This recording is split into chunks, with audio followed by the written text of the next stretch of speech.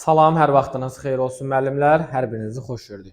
Bugün biz sizinlə təlimdə səmərəli öyrənmə mühitinin qurulması ilə bağlı testlərin izahına baxacağıq. Gəlin birinci sualımızdan başlayaq. Birinci sualımızda deyilir ki, şagirdlərin bir-biri ilə olan mənfi münasibətləri onların akademik nailiyyətlərinə də təsir edir. Müəllim sinifdə sağlam psixoloji mühiti bərpa etmək üçün atacağı addımlarla bağlı cədvələ əsasən uyğunluğu. Müəllimin atacağı addımları axtarırıq biz, doğruları. Yəni, doğrunun qarşısına doğru yazılmalıdır, yanlışın qarşısına yanlış. Müəllim sinifdə buzqıran strategiyası tətbiq edərək şagirdlərin bir-birini daha yaxşı tanımasını təmin edə bilər. Düzdürmü? İdarə etmədə, onların bir-birinə qarşı olan münasibətində bu strategiyadan istifadə edə bilərik buzqıranlardan.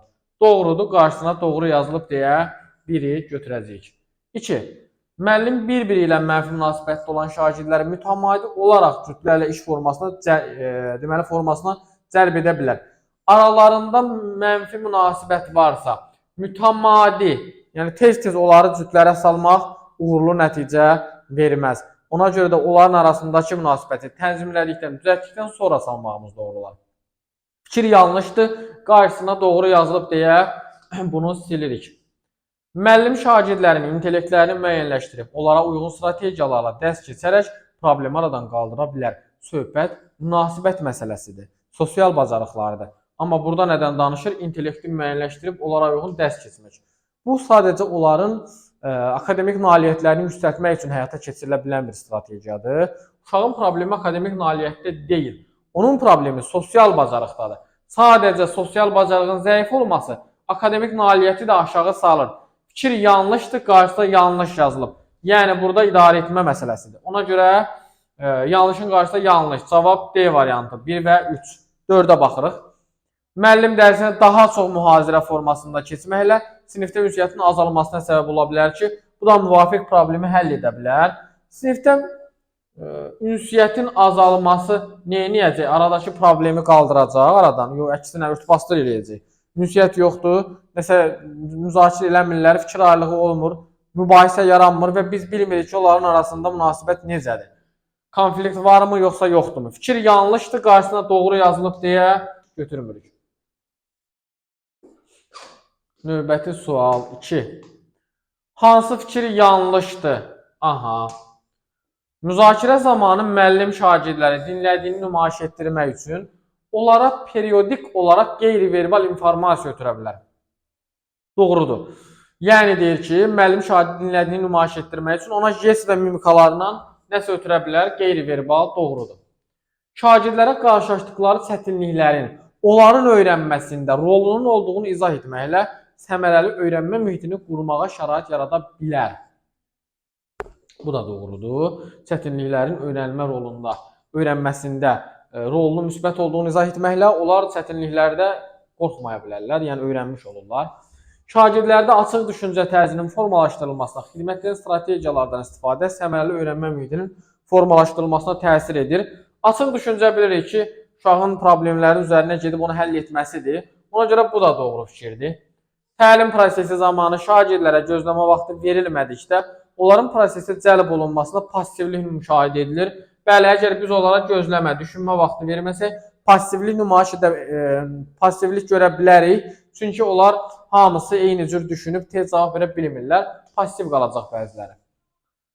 Müəllim şagirdlərə rahatlıqla yerinə yetirə biləcəkləri tapşırıqlar verməklə risksiz təlim mühiti yaradır.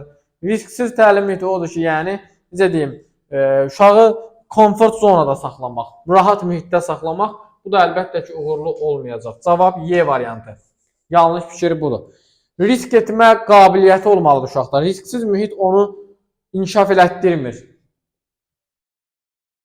Məsələn deyirəm, ancaq onun yaza biləcəyi tapşırıqlar. Yəni, yalnız asan tapşırıqlar verirəm. Mövzunu keçdim, əzbər sualları verirəm ki, gəl yaz. Bu siz nəyə bənzəyir? Bizim müəllimlərimiz deyir, sual çətindir. Mövzu ilə bağlı sual verin ki, rahat yazaq. Risksiz mühit yaradırıq biz sizin üçün və risk olmur sizdə, səhv etmə şansı yoxdur. Nəticədə yeni nələrsə öyrənmirsiniz və inkişaf eləmirsiniz, olduğunuz yerdə qalırsınız. Aydındır. Bu dərsi yəni evdə özünüz də o test işləsəydiniz, bəs eləyəcəkdi sizə yəni o formada. Müəllim niyə lazımdır? Sizə daha çox risklər yaradacaq səhv edərək öyrənmə imkanı yaratmaq üçün ki, yeni nələrsə öyrənəsiniz.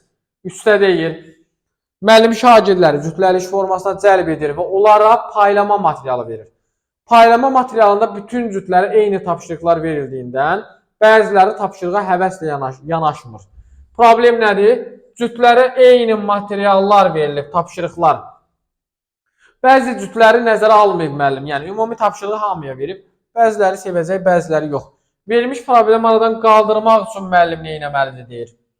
Müəllim cütlərlə iş formasının icrası zamanı qaydalar tərtib edərək problemi aradan qaldıra bilər. Problem uşaqların qayda pozulması deyil axı və ya qaydaya əməl etməməsi deyil. Deyir, onların belə deyək də xüsusiyyətinə, nə bilim, öyrənmə potensialına uyğun deyil tapşırıq. Ona görə həvəslə yanaşmayıblar. Fikir yanlışdır. Qaydaların burada bir əlaqəsi yoxdur, silirik. Yanlışda doğru yazılıb deyə getdi bu. Müəllim şagirdlərə dərsin məqsədinə xidmət edən müxtəlif tapşırıqların seçimi üçün imkan yarada bilərdi. Bəli, dərsin məqsədinə uyğun müxtəlif tapşırıqlar seçimi. Eyni tapşırıqların əksi müxtəlif tapşırıqlardır, düzdürmü? Orada yanlış eləyib, burada düzəldirik. Müxtəlif tapşırıqlar seçimi verəndə hərə özünə uyğun bir tapşırıq seçə bilər. Doğrudur, qarşısına doğru yazılıb, 2-ni götürürük. Müəllim tapşırıqları şagirdlərə verdikdə mövcud biliklərindən daha çətin səviyyədə qoyması düzgün olardı? Yox, yanlış fikirdir. Bu da kökündən vurdu. Yəni, mövcud səviyyəsindən çətin yox. Onların potensiallarına uyğun, müəyyən qədər çətin tapşırıq deyəcəyik biz ona. Yanlışdır, doğru yazıldığı üçün silirik. Müəllimin həvəslə işləməyən cütlərə yaxınlaşaraq onların tapşırıqlarının dəyişməsi doğru addım olar. Yəni, görürəm ki, onlar həvəssiz yanaşır. Yaxınlaşıb səbəbini soruşuram. Səbəbini deyəndən sonra əlavə tapşırıqlar, yəni dəyişə bilərəm onların tapşırığını. Bu mümkündür. Deməli, cavab 2 və 4 olacaq. Yəni, A bəndi. Aydındır, müəllimlər. Sonra 4 nömrəli sual, cədvələ əsasən uyğunluğu müəyyənləşdirin. Baxaq görək, burada uyğunluq nədir? Səmərəli öyrənmə mühitində şagirdlərə sual verdikdə, onlara gözləmə vaxtının verilməsi düşünmə geriliyinə səbəb olur. Gözləmə vaxtı vermək niyə düşünmə geriliyinə səbəb olsun ki? Əksinə, daha aktiv, daha yaxşı öyrənməyə gətirib çıxara bilər. Deməli, 1 doğrudur. Deməli, qələmi açmamış, elədim, ona görə getdi. 1 doğrudur. Effektiv təlim mühitinin olduğu yerdə şagirdlərin həm akademik göstəriciləri, həm də sosial bacarıqları inkişaf edir. Bəli, təlim əgər effektivdirsə, mühit əgər effektivdirsə, akademik bacarıqda, sosial bacarıqda inkişaf edər. 2-ni götürürük. Yəni, bir üzrüsəm yanlış oldu da, deyir, səmərəli öyrənmə mühitində şagirdlərə sual verildikdə, onlara gözləmə vaxtının verilməsi düşünmə gerilinə səbəb olur. Düşünmə gerilinə səbəb olunmur. Bunu sildik əslində. 2, yəni, nə elədik biz? Bayaq qələm itdi deyə çaşıb ora düz işarəsi atmışam. 2-ni götürdük. Yanlışın altında yanlış. Müəllim tədris prosesi zamanı nə keçəcəyinə deyil, öyrənmə mühitini effektiv şəkildə necə quracağına yönəlir. Tədris prosesi zamanı, bəli, yəni nə keçəcəyini müəyyənləşdirməsi əvvəlcədən illik, gündəlik planlarında olmalıdır. Artıq proses zamanı öyrənmə mühitini necə quracaq, buna baxmalıdır müəllim. Doğrudur, yanlış verilib deyə silirik bunu. Bunları sildik. 4. Müəllimin həddindən artıq ciddiliyi şagird hazırlığındakı əsas həlledici faktorlardan biridir. Yox, həddən artıq ciddilik deyir. Bəli, müəllimin ciddiliyi lazımdır. Mütləq ki. Amma həddən artıq ciddilik nə əlaqə yəni? Robot deyil. Uşaq nədir? Müəllim özü robot deyil. Yəni, necədirsə elə olacaq. 2 və 4. D variantı. Yəni, sən məcbur deyilsən məktəbdə dəyişəsən, özünü fərqli insan kimi aparasan. Necəsənsə elə ol. Sadəcə bu hər bir mühitin, hər bir işin qaydasıdır ki, sənin orada müəyyən bir ciddiliyin olmalıdır. Bu istər məktəb olsun, istər ailə olsun, istər dost qrupu olsun, nə bilim, istər qrup yoldaşın olsun. Hardasa insanlar sənin ciddiliyini yəni görməlidir ki, yəni də bu adam normal insandır. Normal insandır çünki ciddiliyi də olmalıdır. Məsələn, mənə əks olan bir şeyi deyirlərsə, mən ciddiyyətimi göstərəcəm onlara. Aydındır. Bu normal olan bir şeydir. Yəni, məktəbdə də yenə normal həyatda necə o şəkildə biz ciddiliyimizi qoruyuruq. Daha belə özümüzü daha göylə aparmırıq da. Müəllim dinlədikləri mətndə əsas məqamları aydınlaşdırmaları üçün şagirdlərə suallar verir. Əksər şagirdlər əsas məqamları müəyyənləşdirsələr də cavablarının səhv olma ehtimalından qorxurlar. Deyirlər birdən cavabımız səhv olar, ona görə əsaslandırma gətirmirlər. Belə situasiyada müəllimin hansı addımı yanlış olar? Səhv axtarırıq. Müəllimin mətndəki əsas məqamları aydınlaşdırmaq üçün suallar verməsi öyrənmək üçün əlverişlidir. Müəllim bu problemi mühakimədən uzaq, fikirlərin rahat ifadə edildiyi, dəstələyici yaratmaqla həll edə bilər. Biz əlbəttə ki, səmərəli öyrənmə mühitindən danışırıqsa, bu doğru fikirdir. Sildik bunu. Şagirdlərdə affektiv sahənin qəbul olunma mərhələsini inkişaf etdirməklə onlara özünü ifadə üçün şərait yaratmaq olar. Affektiv sahənin qəbul olunma mərhələsini özünü ifadə cavab vermədir. Cavab vermə, qəbul olunma yox. Burada məncə cavab vermə olmalıydı. Cavab vermə, bu olacaq cavab. D-yə baxaq.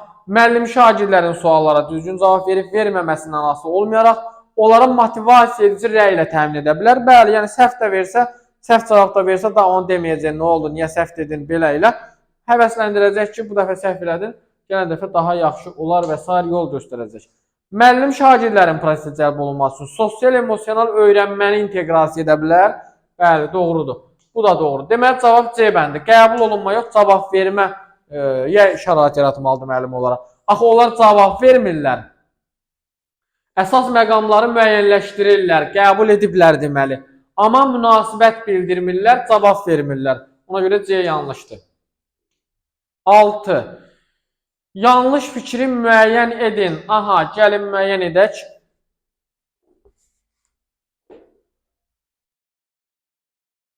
Dərs prosesində müəllim şagirdlərin cavablarına müvafiq reaksiya verməli. Onları doğru cavab tapmağa cəsarətləndirməlidir. Doğrudur. Müəllim hər bir şagirdin cavabından sonra reaksiya verməsi önəmlidir. B. Güclü qarşılıqlı əlaqə. Sağlam rəqabətin... Mən nə demişdim? Rəqabət sözü gördükmü yanlış olacaq. Çünki sağlam rəqabət və yaxud da sadəcə rəqabət uşaqlar arasında neynəmir? Münasibətləri düzəltmir, korluyur. Ona görə cavab B. 7. Şagirdlərdə konspekt üzərində dərindən düşünməyi təmin edir. Sakit, utancaq şagirdlər də özlərini prosesin iştirakçısı kimi hesab edə bilər. Verilən fikirlərə əsasən hansı nəticəyə gəlmək olar? Əlbəttə ki, biz sual-cavab zamanı şagirdlər gözləmə və düşünmə vaxtı verəriksə, konspekt üzərində daha çox düşünə bilərlər. Utancaq sakit uşaqlar da neyin dərsə cəlb olunar? Cavab C. 8. Müəllim deyir şagirdlərə esse yazmaq üçün, esse yazmaq bacarığını yoxlamaq üçün onlara keçdikləri son əsərdəki baş qəhrəmanla bağlı mühakimə xarakterli esse yazmağı tapşırır. Müəllim uşaqların hamısına mühakimə xarakterli esse yazmağı tapşırırsa, artıq burada məncə inklüzivliyi pozur. Niyə? Çünki hamı axı o yüksək təfəkkürə sahib deyil, mühakimə xarakterli esse yazsın. Mühakimə odur ki, sən öz fikrini bildirərək esse yazacaqsan. Bu da yüksək təfəkkür tələb eləyir. Ən azından dəyərləndirmə, tənqid təfəkkür və s. Şagirdlərin bir çoxu baş qəhrəmanlarla bağlı esse yazmaq istəsələr də, müəllim hamının eyni tapşırıq üzrə işləməsinin daha düzgün olduğunu və bununla ədaləti tənzimlədiyini bildirir. Müəllimin bu addımı hansı pedaqoji yanaşmaya ziddir? Yəni, müəllim gördüyünüz kimi burada neynəmədi? İnklüzivliyi qorumadı, diferensial yanaşmadı, şagird önümlüyü pozdu. Yəni, dedik o, ancaq hamınız bir tapşırıq üzərində işləyin. Bu ədalətliyi qorumaq deyil əslində. Biz onun əksini axtarırıq. Dərs prosesində şagirdlərin davranış qaydalarını tənzimlənmək. Davranışla bağlı bir problem yoxdur. Bu məncə olmayacaq cavab. Söhbət şagirdlərin arasında o münasibətdən gedir, müəllim-şagird münasibəti. Müəllim öyrənməni təmin etmək üçün şagird müxtəlifliyini nəzərə alaraq tapşırıqların icrası zamanı sərbəstlik verə bilər. Elə olacaqmı B variantı? Bəli, yəni deyir, orada uşaqlar deyirlər ki, esse yazmaq istəyir bəziləri. Qəhrəmanla bağlı esse yazmaq istəyir. Müəllim amma deyir ki, hamınız eyni işləyin. Burada nə deyir? Müxtəlifliyi nəzərə almalıdır deyir, sərbəstlik verə bilər. Diferensial yanaşmada nəticə komponenti yadınıza gəlir, nəticə. İşin icrasında biz şagirdlərə bir sərbəstlik veririk ki, onlar istədikləri kimi icra eləsinlər. Şagirdlər arasında gərginliyi aradan qaldırmaq üçün müəllimin ilin əvvəlində müəyyən texnikalardan şagirdlər arasında gərginlik yoxdur axı. Hardadır ki gərginlik? Səhvdir. Şagirdlərin dərsdə fəallığını artırmaq üçün müəllim müxtəlif formativ qiymətləndirmə. Şagirdin fəallığında da problem yoxdur. O sadəcə başqa cür ev tapşırığında hardasa lap deyək test prosesindədir. Şagird sadəcə başqa tapşırıq işləmək istəyir. Onun aktivliyində də problem yoxdur ki, müxtəlif üsullardan istifadə edəcək. Dərsin əvvəlində şagird akademik biliklərini müəyyənləşdirmək üçün diaqnostik qiymətləndirmə, akademik bilikdə də bir problem yoxdur. Şagird sadəcə öz fikrini bildirir ki, ay müəllim, mən belə olmasını istəyirəm, olarmı? Müəllim də deyir, yox olmaz. Aşağıdakılardan hansı səmərəli öyrənmə metodunu qurmağa kömək etmir? Daha bunu 15 dəfə dedik. Rəqabətə köklənən stilin ifadə etmək kömək etmir. 10. Klasterə uyğun olmayanı tapın deyir. Olmayan. Effektiv öyrənmə mühitini yaratmaq üçün istifadə edilən strategiyalardan biridir. Aha. Güclü qarşılıqlı əlaqə və birgə öyrənmə mədəniyyətinin olduğu sinif mühitini formalaşdırmaq. Nə gözəl. İndi biz də buna uyğun olmayan, yəni yanlış fikir axtarırıq ki, yenə səhv olsun. Aha. Şagirdin dərs zamanı intellektini tərifləmək. Baxın necə açıq aydın görsənir uzaqdan. Biz demişik axı, əvvəlki dərslərimizdə demişik, düzdürmü? Təkrardır da bu mövzu sanki. İntellektini tərifləmək, zəkasını tərifləmək emosional rəydir. Və onu açıq düşüncəyə aparmır, əksinə qapalı düşüncəyə salır. Ona görə bu yanlışdır. Müntəzəm rəylər vermək, uğurlarını dəstəkləmək, bir-birinə də rəy verməsini təmin eləmək, diyaloqa şərait yaratmaq müsbət bir haldır hamısı. Gözləmə düşünmə vaxtı verməkdə müsbət haldır. Bir dənə orada artıq nədir yanlış olan? Əlbəttə ki, B. İntellektini tərifləmək. Vay, vay, vay. Yaxşı oxunmur. Görək bunu necə oxuyacağıq? Tədris ilinin ilk günlərində bəzi şagirdlər fikir bildirməyə utandıqları üçün müzakirələrdə aktiv iştirak etmirlər. Müəllim onların aktiv iştirakını təmin etmək üçün oyun keçirmək qərarına gəlir. Beləliklə, burada deyir, fəal olan, düzgün arqumentlərlə fikrini əsaslandıran şagirdlərə müəllim hədiyyə verəcəyini bildirir. Bu fəaliyyətdən sonra yenə də müzakirəyə cəlb olunmayan şagirdlər var. Kitab hədiyyə edəcəyini, bura kitab yazılır. Onlara kitab hədiyyə edəcəyini bildirir. Yenə də görür, uşaqlardan bəziləri qoşulmadı. Verilmiş situasiyada müəllimin hansı addımı səmərəli olar?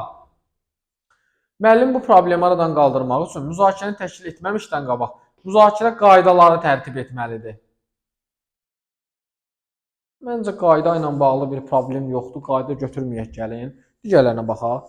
Tədris ilinin ilk günləri şagirdlərin müzakirələrdə aktiv iştirak etməməsi normal olduğu üçün müəllim bunu problem etməyə bilər. Yox, normal bir hal deyil əslində. Problem etmir, normaldır əslində, hal normaldır, hə. Amma müəllim bunu problem etməyə bilər, bu da anormal olan. Yəni müəllim onu düşünməlidir ən azından ki, görəsən bu uşaqları necə akt cəlb edeyim mən. İlin əvvəlində müəllim şagirdlər arasında qarşılıqlı münasibət dəstəkləyən fəaliyyətlər həyata keçirə bilər. Utanmamaları üçün, utancaqlıq aradan qalxsın deyə, onlar bir-birini tanısın, məsələn, buzqıran strategiyası. Müəllim şagirdlərin bir-birinə qarşı olan İnam və güvəni formalaşdırmaqla problemi həll edə bilər. Bəli, onlar bir-birinə inanıb güvənsə, necə? Məsələn, mən deyirəm ki, səhv cavab versəm, hamı mənə güləcək. İnanmıram, güvənmirəm yoldaşlarıma. Amma aralarında inam, güvən olsa, bilsələr ki, səhvlərdə bir-birinə gülməyəcəklər, rahat bir mühitdirsə, o zaman o da həll olunmuş olacaq. Deməli, 3 və 4, cavab D variantı. Oxunmayanı, gördünüz, oxuduq çətində olsa. Deməli, həyatda hər şey mümkündür. İstəsək oxuya bilərik. 100% onu oxumayıb yola verən müdavimlər var aranızda. Onsuz da oxunmur demişsiniz. Yanlış fikri müəyyən edin. Aha.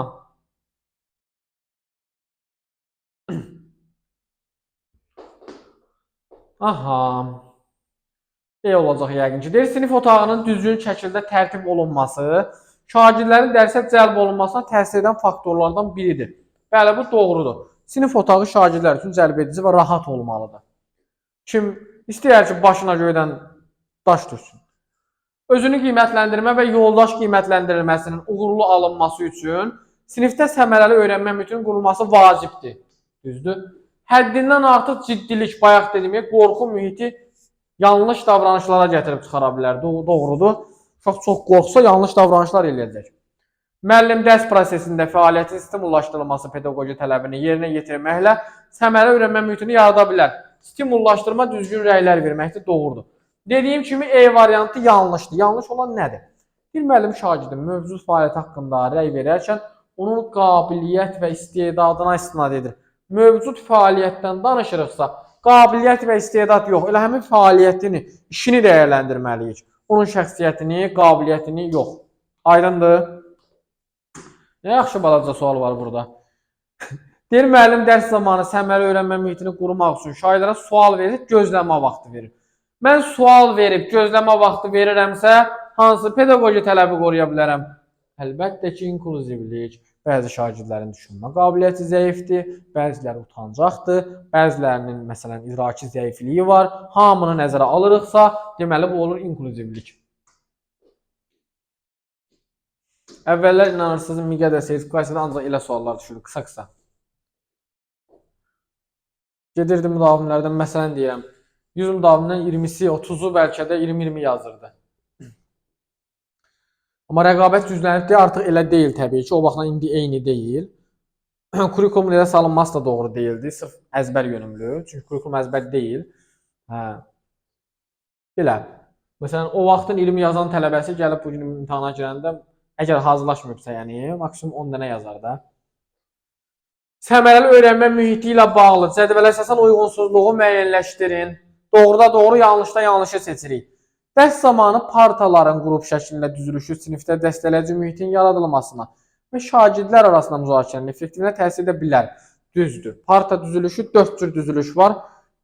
Baxın, bir var ənənəvi düzülüş, adi parta düzülüşü. İkinci var, məsələn, U şəkilli düzülüş, belə atmalı şəklində U şəkilli. Üçüncü var qrup düzülüşü bildiyimiz. Bir də dəyirmi masa məsələn. Bunların hər birinin öz effektivliyi var. Məsələn, dəyirmi masa müzakirə üçün effektivdir. Amma summativ üçün effektiv deyil. Summativ üçün məsələn ənənəvi düzülüş effektivdir. Sual-cavab üçün ənənəvi düzülüş effektivdir. Aydındır?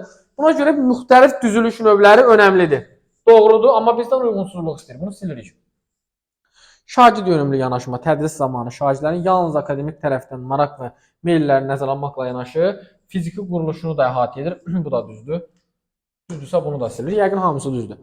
Sinif otağında müxtəlif rənglərdən istifadə şagirdlərin məhsuldarlığına və diqqətlərini yönəltmələrinə təsir edə bilər. Bəli, bu da düzdür. Deyir, rənglər də önəmlidir uşaqların öyrənmə prosesində. Yanlışda doğru, uyğunsuzluq istəyirdi. Götürürük. Sinifdə partaların düzülüşü dərsin məqsədindən istifadə ediləcək tapşırığın asıl olaraq dəyişə bilər. Bu da düzdür. Bayaq dedim, qruplar iş zamanı qrupa bölə bilərik, qruplar yarada bilərik. Müzakirə zamanı dəyirmi masa yarada bilərik, U şəkilli yarada bilərik. Sual-cavab zamanı ənənəvi düzülüş yarada bilərik. Müzakirələr ola bilər. Bütün şagirdin iştirakını istəyiriksə, müxtəlif metodlardan istifadə edə bilərik. 3-4 bu halda B variantı. 15. Hansı effektiv öyrənmə mühitini yaratmaq üçün lazım olan strategiyalardan deyil? Bayaq dedik, təkrar sualdır. Həddən artıq ciddilik, qorxu hissi nümayiş etdirilməsi. Cədvələ əsasən uyğunluğu müəyyən edin. Müəllim şagirdə sual verir, düşünmə vaxtı da verməlidir. Düzdür. Şagirdlərə düzgün rəng, konstruktiv olmalı olduğunu izah etmək lazımdır. Düzdür. Şagirdlərin nailiyyətlərini müəllim qəbul edib bütün siniflə paylaşmalıdır. Bu da düzdür. Silirik. Səhvlər şagirdlər üçün öyrənmə imkanı yaradır. Bu da düzdür. Cavab 1-2. Bəzən burada müdavimlər çaşır ki, nailiyyətlərini müəllim qəbul edib bütün siniflə paylaşmalıdır mı? Hə, niyə paylaşmır? Normal bir şeydir. Yaxşı nəticə əldə edənlərin nəticəsini paylaşmaq yaxşı bir şeydir. İnklüzivliyi pozmur. İnklüzivliyi pozan odur ki, mən gəlirəm deyirəm ki, baxın uşaqlar, yoldaşınız necə gözəl nəticə toplayıb, siz də onun kimi olmağa çalışın. Əgər onu nümunə göstərib digərlərinə müqayisə eləsəm yanlış olacaq.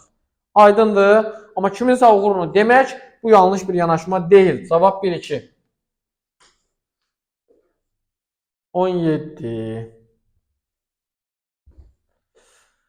Şagirdlər bir-birlərinin işlərini qiymətləndirdikdə ancaq səhvlərini vurğulayırlar. Aha. Görülən işlərdə yalnız neqativləri görürlər. Belə bir mühitdə uşaqların öyrənmələrində problemlər yaşanır. Situasiyaya görə müəllim səmərəli öyrənmə mühitini qurmaq üçün. Deyir, səmərəli öyrənmə mühitini nə səbəbdən düzgün qura bilməyib? Gözləmə vaxtı verməyib. Deyir, ancaq səhvlərini vurğulayırlar. Gözləmə vaxtının bir əlaqəsi yoxdur. Şagirdlərdən gözləntilərini düzgün müəyyənləşdirməyib ola bilər. Şagirdlərin dediklərinə davamlı reaksiya verməyib. Məncə bu yanlışdır, bunun əlaqəsi yoxdur.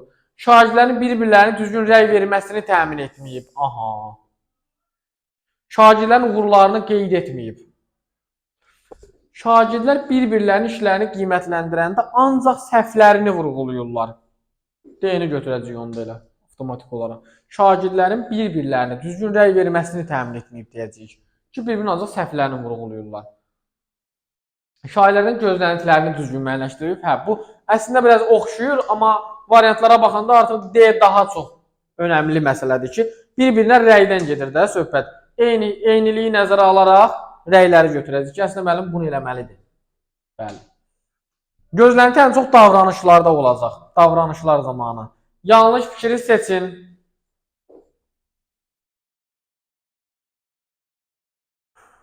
Səmərəli öyrənmə mühitinin yaradılmasının əsasında müəllimin şagirdləri qeyd-şərtsiz sevməsi dayanır. Bəli, bu doğru fikirdir. Yəni müəllim öz şagirdlərini heç bir necə deyim, təsir olmadan sevməyi bacarmalıdır. Yəni biz müəllim isə ay nə bilim bunun qaşı qaradır, bu sarıdır, bu qırmızıdır, bu filan kəsin oğludur, bu filan uşaqdır. Yox. Müəllim şagirdlərini sevməlidir. Onların xüsusiyyətindən, nə bilim, özündən asılı olmadan, ailəsindən asılı olmadan qeyd-şərtsiz sevməsi. Doğrudur. Nizam-intizam məqsədi ilə şagirdlərdə yaradılan qorxu hissi effektiv öyrənməyə baş vermir. Doğrudur. Effektiv öyrənmə mühitində şagird qorxmadan risk edə, əmin olmadığı cavabı verə bilər. Düzdür. Şagirdlərdə düzgün rəy vermə bacarıqları formalaşdırılmalıdır. Düzdür. Şagirdlərin bir-birlərinə hansı formada rəy verməsi onların münasibətinə təsirsizdir. Əlbəttə təsirlidir. Bayaqki sualımızda dedik elə. Cavab Y variantı. Təsirlidir. Dərs zamanı şagirdlər mətni təhlil etməli və müzakirə aparmalıdırlar. Şagirdlərdən deyir biri mətnlə bağlı gəldiyi nəticənin daha sadə olduğunu düşünərək onu ifadə etməkdən çəkinir və ya natamam cavab verirlər. Müəllim isə dolğun və əhatəli fikri bildirən şagirdləri müsbət dəyə təmin edir. Baxın, burada müəllimin artı nəyi var? Yanlışı var. Ancaq dolğun cavab verənləri yaxşı rəy verəcəm demək, o digərləri, zəifləri kölgədə qoymaq deməkdir. Deyir, müəllimin bu addımı hansı pedaqoji yanaşmaya ziddir? Şagirdləri öyrənmə prosesinə fəal şəkildə cəlb etmək üçün onlara öyrəndikləri ilə bağlı həyati situasiyaları təqdim etmək olar. Şagirdlər üçün tədris zamanı öz ideyalarını ifadə etməyə rahat hiss etdikləri, cəhdlərinə görə təqdir edirdikləri öyrənmə mühitini təşkil etmək olar. B variantı. Niyə? Çünki müəllim burada nə deyir? Deyirdi, yalnız yaxşı cavab verənləri yaxşı qiymətləndirəcəm. Yəni, nəticədə mən bu mövzu tam bilmirəm, amma haradasa yəni məlumatım var. Və yaxud da ki, öyrənmişəm, amma tam da anlaya bilməmişəm. Fikir bildirə bilərəm də ən azından. Müəllim belə deyəndə mənim o fikir bildirmə şansımı əlimdən alır. Ona görə deyirik ki, müəllim öz ideyalarını uşaqların rahat ifadə edə biləcəkləri, cəhdlərinə görə təqdir olunacaqları, yəni təqdir olunmaq nədir? Dəyərləndirilmələri də yəni. Mühit yaratmalı ki, onlar da özünü rahat hiss eləsin. Cavab B variantı. Digər variantları da təhlil edeyim sizin üçün. Deyir, sinifdə şagirdlərin, bunu götürdük cavab kimi. Yox, B-ni götürdük. Sinifdə şagirdlərin özlərini fiziki baxımdan təhlükəsiz hiss etmələri onların sinifdə öyrənmə prosesinə aktiv şəkildə cəlb olunmasında həlledici nüansdır. Fiziki baxımdan deyir təhlükəsiz hiss etmələri. Burada müəllimin olaraq fiziki bir müdaxiləsi yoxdur axı, yanlışdır. Müzakirə zamanı şagirdlərin bir-birini rahatlıqla görə bilmələri üçün sinifdə parta düzülüşünün bir əlaqəsi yoxdur. Şagirdlərin davranışını idarə etmək üçün müəllimin sinifdə xüsusi qaydalar və gözlənti siyahısı olmalıdır, hə, amma bu situasiyanın bir əlaqəsi yoxdur. Uşaq qayda pozmur axı orada. səmərəli öyrənmə mühitini qurmaq üçün müəllimin hansı addımı doğru deyil? Şagirdlərlə ünsiyyət zamanı istifadə etdiyi sözlərə diqqət yetirməsi doğrudur. Şagirdin əldə etdiyi uğurun digər şagirdlərlə müqayisəsi. Bu yanlışlardır. Birgə öyrənmə mədəniyyətinin olduğu sinif mühiti formalaşdırmaq doğrudur. Şagirdlərdən gözləntinin düzgün müəyyənləşdirilməsi doğrudur. Şagirdlərin sinifdə bir-birinə rəy verməsinin təmin edilməsi doğrudur. Amma şagirdin əldə etdiyi uğuru digər şagirdlərlə müqayisə eləmək bu doğru deyil. Uğurunu deyə bilərəm, amma müqayisə etməyəcəm. Bayaq izah elədim əslində. 21. Sinifə yeni təyin olunan müəllim ilk dərs günündə şagirdlərə riayət etməli olduqları qaydaları tərtib edir və qayda pozuntusu olduğu halda cəzaların da olacağını qeyd edir. İlk dərs günündə qaydaların cəzalarını uşaqlara belə deyək də, üzr istəyirəm, gözünə soxa-soxa demək doğru deyil. Çünki birinci gözləntilər qoyulur, sonra qaydalar müəyyənləşdirilir. Deyir, hansı pedaqoji yanaşmaya ziddir?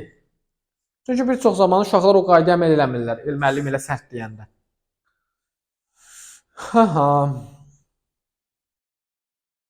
Demokratik üslubla idarə olunan siniflərdə şagirdlər pedaqoji prosesin obyekti kimi qəbul edilmir və dərs prosesində onların seçimləri nəzərə alınması vacib nüanslardandır. Elə cavab A, deməli A olacaq, hə? Məncə A olacaq, digərlərinə baxaq. Şagirdləri daha yaxından tanımaq üçün müəllim onların fərdi özəlliklərini müəyyənləşdirib, onları olduğu kimi qəbul etmələri lazımdır. Düzdür, amma axı bununla bir əlaqəsi yoxdur. Şagirdlər arasında yaranan konfliktləri aradan qaldırmaq üçün müəllim sinif iclası. Burada konflikt də yaranmayıb. Şagirdlərin akademik nəticələrinin yüksək olması müəllimin dərs prosesində düzgün formativ qiymətləndirmə. Burada qiymətləndirmə ilə bağlı da danışmır, idarə olunmadan danışır. Şagirdlərə verilən rəy onların fərdi xüsusiyyətlərini nəzərə almadan daha çox dərsdəki fəaliyyətinə yönəlməlidir. Xeyr, fərdi xüsusiyyəti də nəzərə almalıdır, dərsdəki fəaliyyəti də. Cavab A bəndi. Demokratik, yəni üslubla idarə eləməliyik deyir sinifi. Bu pedaqoji yanaşmaya zidd olan A bəndi ilə. Əslində müəllim belə etməli idi. Sinifdə şagirdlər qavrama və öyrənmə əsasına görə fərqlənirlər. Dərindən düşünən uşaqlar üçün qavrama daha çox zaman alır. Verilmiş fikirlərə əsasən doğru nəticəni müəyyənləşdirin. Şagirdlərə gözləmə və düşünmə vaxtları verilməlidir. Elə A bəndi. Qavrama və öyrənməsi fərqlidirsə əgər, gözləmə düşünmə vaxtı verək, onlar nə eləsinlər? Düşünüb, sonra cavab versinlər. Daha sonra növbəti sual. Deyir ki, müəllim şagirdlərdə oxuduqları əsərlə bağlı müzakirə təşkil edir. Şagirdlər ənənəvi formada əyləşib əsərdəki obrazlar və onun süjet haqqında düşündürücü suallarla müzakirəyə başlayırlar. Müəllim şagirdləri fəal iştiraka cəlb etməyə çalışsa da, onlar müzakirə zamanı çətinlik çəkirlər. Göz kontaktı qura bilmirlər. Verilmiş situasiya ilə bağlı doğru fikirləri müəyyən edin, doğrunu seçirik. Göz kontaktı qura bilmək dediyimiz müzakirə zamanı hansı sinif düzülüşü uğurludur? U şəkilli ya da dəyirmi masa. Müəllim şagirdlərini hər birini prosesə cəlb etməyə çalışsa da, sinifin tərtibatı buna mane olur. Ənənəvi düzülüş, bayaq dediyim kimi, müzakirədə effektiv deyil. Yəni, hansı müzakirədən gedir söhbət? Ümumi müzakirə üzr istəyirəm. 1. Şagirdlərin müzakirə zamanı fəal iştirak etməməsi, onların mövzuyla bağlı yetəri qədər məlumata sahib olmamasına irəli gəlir, yox. Burada deyir ki, onlar bir-birini görə bilmir, kontakt qura bilmirlər. Mövzu ilə bağlı məlumatdan getmir söhbət. Sinifdə şagirdlərin oturma düzülüşü seçilmiş üsulun həyata keçirilməsini dəstəkləmir. Ənənəvi düzülüş bunu dəstəkləmir. Cavab 1-3. C bəndi. Proses boyu müəllim şagirdlərə dəstəkləyici mövqe nümayiş etdirməməsi, onların iştirakında çətinliklə qarşılaşmasına şərait yaradır. Yox. Orada şagirdin düzülüşü, partanın düzülüşü ona mane olur. Müəllimin istiqamətləndirilməsi ilə bağlı bir problem yox idi. Deməli 1-3. Verilmiş hansı situasiyada sinifdə səmərəli öyrənmə mühitinin olduğunu demək olmaz.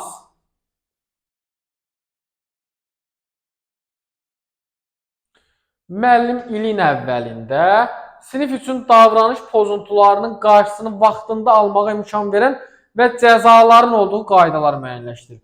İlin əvvəlində cəzaların olduğu qaydalar yox, gözləntilər birinci qoyulmalıdır. Sonra cəzalar və Sonra qaydalar, üzr istəyirəm, və qayda şagirdi cəzalandırmaq üçün deyil. Bunun mahiyyəti bu deyil yəni. Sadəcə iki nəticəsi var qaydanın. Mükafatlanma və cəzalanma. Əgər qaydaya əməl eləsən mükafatlanacaqsan, etməsən cəzalanacaqsan. Cəzaların tətbiqi var kurikulumda. Amma ilk addımda yoxdur. Məsələn, gəlin bunu real həyatımızdan götürək. Elə ailəmizdə uşağımız səhv eləyəndə, kiminsə uşağı, yəni öz uşağınız səhv eləyəndə nə edirsiniz? Onu cəzalandırırsınız anında, vurursunuz, döyürsünüz, qışqırırsınız, ya cəza verirsiniz. Yox. Səhv eləyir, bəzən insan onu göz ardı edir. Bəzən görürsən ki, yəni uşaqdır da, yaxşı uşaqdır, bir səhv elədi, oldu belə, onu sən keçirsən ona. Görürsən ki, artıq yox, bu uşaq davamlı eləyir bunu, o zaman tədbir görürsən. Ona görə də eyni ilə də, bu da ona bənzəyir. Sonuncu sualımız burada. Uyğunluq deyil, pozulmuşdur. Temperatur və havalandırma, işıqlandırma, mebellərdən istifadə sinifdə öyrənmə mühitinin yaradılmasına təsir edir. Düzdür, bəli, doğrudur, uyğunluq pozulmayıbdır. Temperaturda, nəyin misal çəkəcəm? Əyani dərslərimdə, indi bunu əyani tələbələrdən dinləyən varsa görəcək. Əyani dərslərimdə gəlirəm, uşaqlar çoxudur, bəziləri durub çöldə. Niyə? Sinif soyuqdur. Yəni, havalandırma, temperatur önəmlidir də, yəni. Düzdür, düz yazılıb. 2. Sinifdə effektiv öyrənmə mühitinin yaradılması, şagirdlərin əməkdaşlığı şəraitində inklüziv mühitin yaradılmasını nəzərdə tutur. Düzdür, amma qarşıda yanlış yazılıb. Baxın, götürürük bunu. Güvən və qarşılıqlı hörmətə əsaslanan güclü münasibətlərin qurulması şagirdlərdə sinif mühitinə mənsubiyyət hissi yaradır və şagirdləri dəstə fəaliyyətdəki həvəsləndirir. Düzdür, düzdə yazılıb, götürmürük.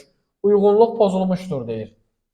Şagirdlər onlardan nə gözləndiyini bildikdə, onların bu gözləntiləri qarşılamaq ehtimal daha yüksək olur, gözləntilər əvvəlcədən verilməlidir. Doğrudur, yanlış yazılıb qarşısına yenə. Uyğunluq pozulub 2 və 4, yəni A bəndi olacaq cavabımız. Belə dəyərli müdavimlər, hər birinizə uğurlar arzu edirəm. Növbəti video izahlarımızda görüşənədək sağ olun, salamat qalın.